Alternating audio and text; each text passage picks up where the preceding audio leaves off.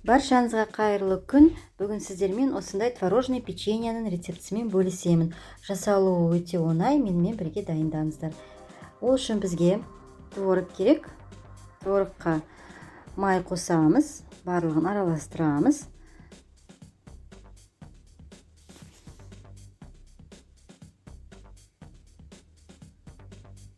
Жақсылап араластырамыз.